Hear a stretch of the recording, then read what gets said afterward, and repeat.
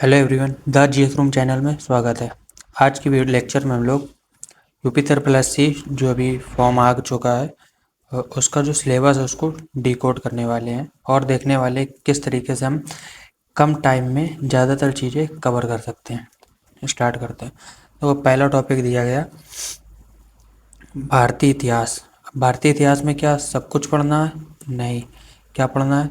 सिंधु घाटी की सभ्यता।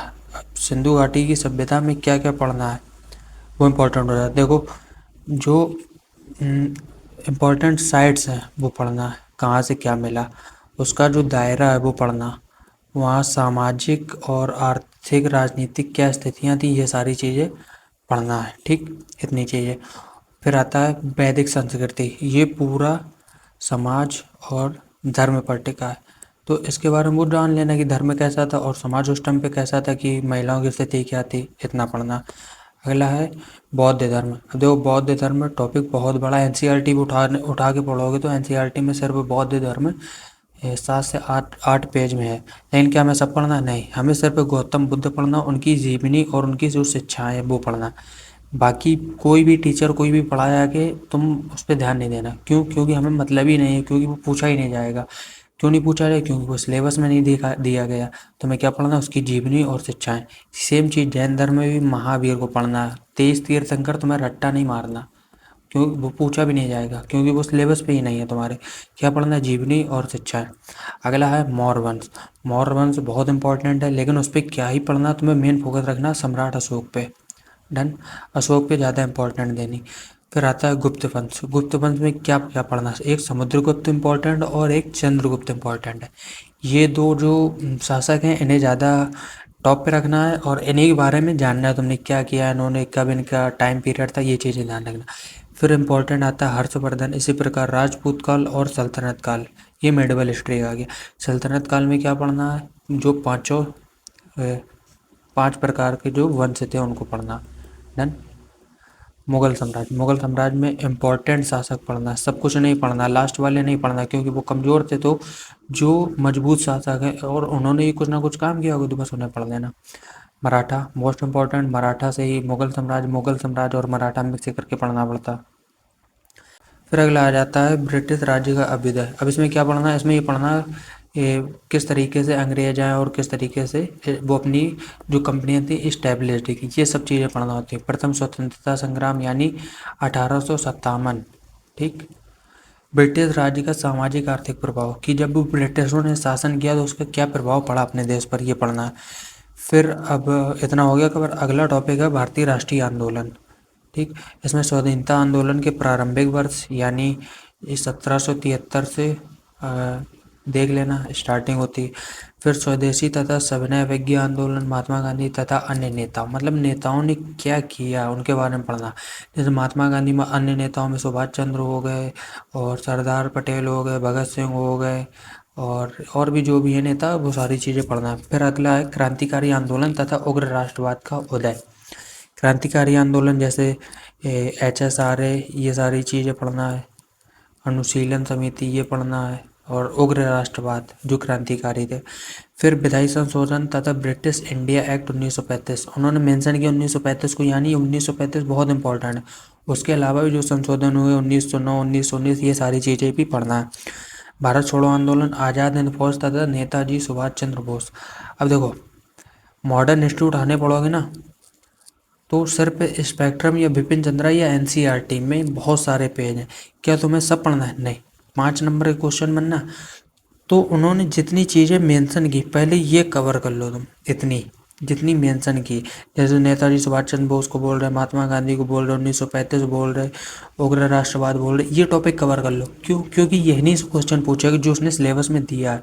दाएं बाएं नहीं पूछता है। हमें लगता है कि कहाँ से पूछ लिया, वो सिलेबस से ही पूछता है। मेन प्रॉब्लम आपकी रहती है कि आपने सिलेबस को अच्छे से डिकोड नहीं किया। ठीक। तो 5 नंबर का तुम अब उसके लिए 400 पेज पढ़ने जाओगे यार, कोई मतलब नहीं निकलता उसका।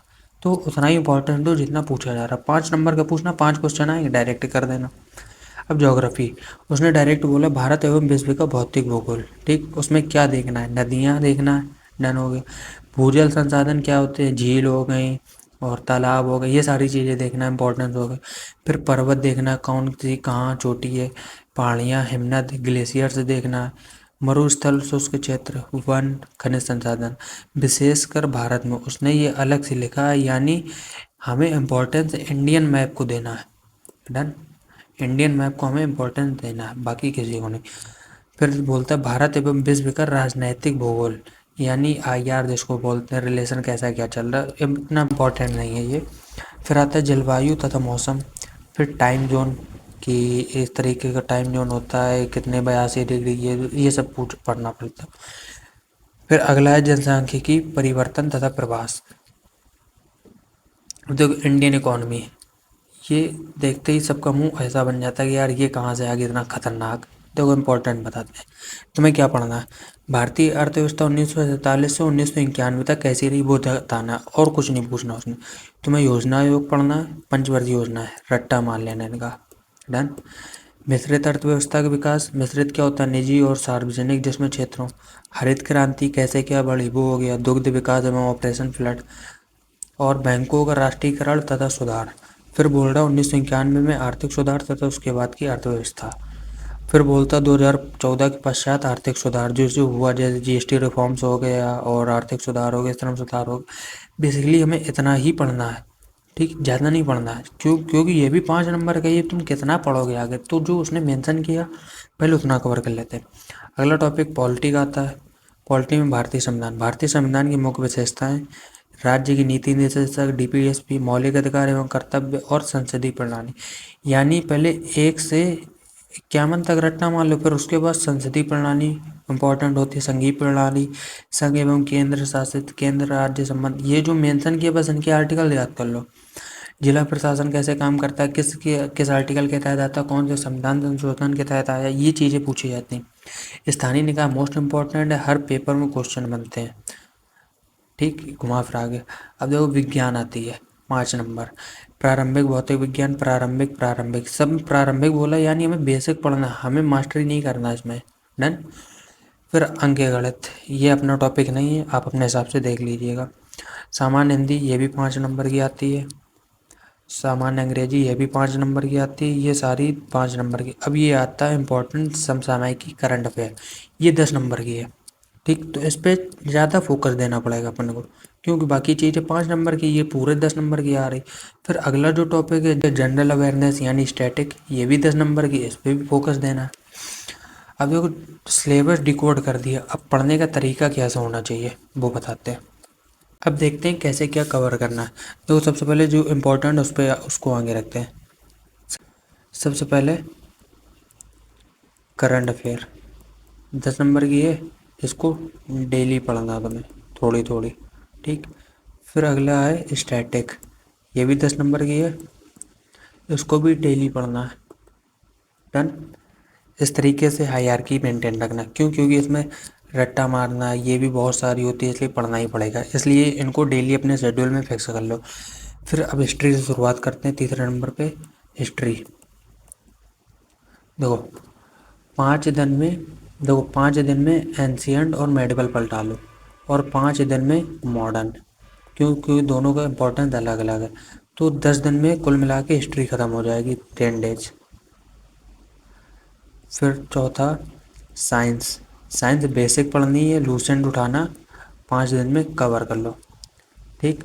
फिर अगला पॉलिटी, पॉलिटी 5 दिन में हो जाएगी, अच्छे से कवर करोगे। फिर अगला आता है इकोनॉमी, इकोनॉमी थोड़ा लेंदी लगे तो 6 दिन दे देना, या 5 दिन में हो जाए, क्योंकि ज़्यादा बड़ा सिलेबस है ही नहीं इसका। होप मैंने सारी चीज़ें कवर करा दी, कुछ छूट तो नहीं रहा।